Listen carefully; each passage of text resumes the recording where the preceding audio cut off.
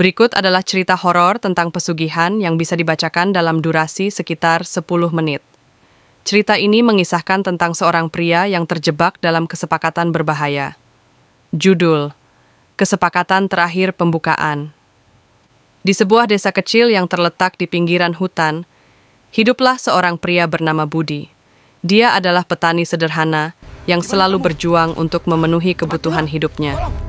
Suatu hari, saat mencari jalan keluar dari kesulitan, dia mendengar desas-desus tentang pesugihan, sebuah praktik gelap yang menjanjikan kekayaan dengan imbalan yang sangat tinggi.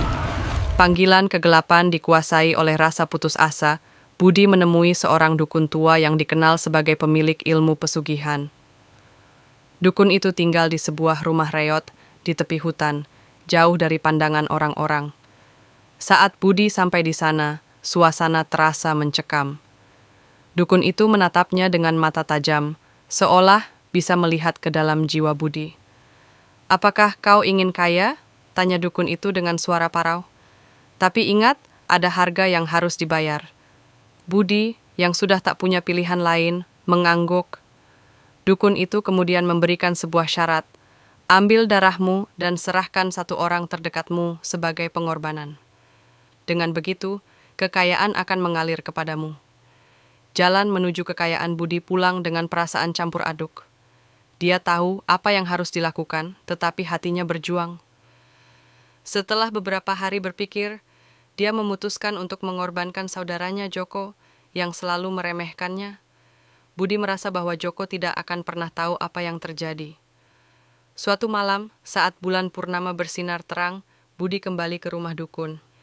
Dengan penuh ketegangan, dia melakukan ritual yang diminta. Darahnya menetes ke tanah, dan dia mengucapkan mantra yang diajarkan dukun. Setelah ritual selesai, keajaiban terjadi, kekayaan mulai mengalir. Budi mendapatkan hasil panen yang melimpah, dan dalam waktu singkat, dia menjadi orang terkaya di desa. Semua orang mengaguminya, tetapi Budi merasa ada sesuatu yang hilang. Bayangan yang menghantui. Setelah beberapa minggu, Budi mulai merasakan dampak dari kesepakatannya. Dia sering melihat bayangan Joko di sudut-sudut rumah, dan suara saudaranya selalu menggema di telinganya, menuntut untuk dibebaskan. Ketika Budi tidur, mimpi buruk menghantuinya. Dia melihat Joko, yang wajahnya penuh luka, mengulurkan tangan seolah meminta tolong. Suatu malam dia terbangun dengan keringat dingin. Dia mendengar suara ketukan keras di pintu. Dengan bergetar, Budi membuka pintu, dan di depannya berdiri sosok Joko, terbakar oleh api kemarahan. "Kau telah mengkhianatiku, Budi," teriak Joko. "Sekarang, saatnya kau membayar." Keputusan terakhir Budi terjatuh, merasakan ketakutan yang mendalam. Dia menyadari bahwa kekayaan yang ia miliki tidak sebanding dengan kehilangan saudaranya. Dalam keadaan panik, dia kembali ke dukun untuk mencari cara menghapus kesepakatan itu. "Tidak ada jalan kembali," kata dukun dengan dingin. "Kau telah memilih jalannya. Sekarang, kau harus menanggung akibatnya." Budi merasa terjebak. Dia tidak bisa hidup dalam ketakutan selamanya, tetapi dia juga tidak bisa menghadapi konsekuensi dari perbuatannya. Dalam keputusasaannya, dia memutuskan untuk mengakhiri hidupnya sendiri demi menebus kesalahannya. Penutupan hari berikutnya, warga desa menemukan tubuh Budi di ladangnya, dengan wajah damai seolah telah menemukan ketenangan.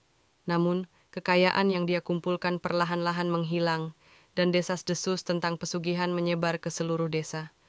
Cerita Budi menjadi peringatan bagi siapapun yang berani merayu takdir demi kekayaan tanpa memikirkan akibatnya.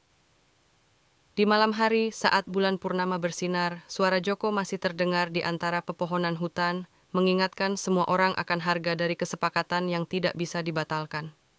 Semoga cerita ini sesuai dengan yang kamu inginkan.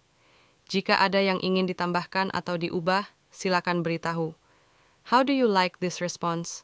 Apa yang terjadi pada Budi setelah ia melakukan ritual pesugihan? Setelah Budi melakukan ritual pesugihan, beberapa hal penting terjadi yang mempengaruhi hidupnya secara signifikan. 1. Kekayaan yang melimpah, hasil panen yang melimpah. Budi mulai mendapatkan hasil panen yang luar biasa. Tanaman yang biasanya sulit tumbuh menjadi subur dan berbuah lebat. Kekayaannya meningkat pesat, dan dia menjadi orang terkaya di desanya. Status sosial yang meningkat.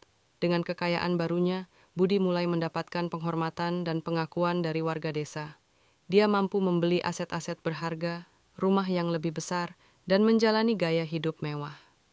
2. Kehidupan yang dipenuhi ketakutan. Bayangan Joko.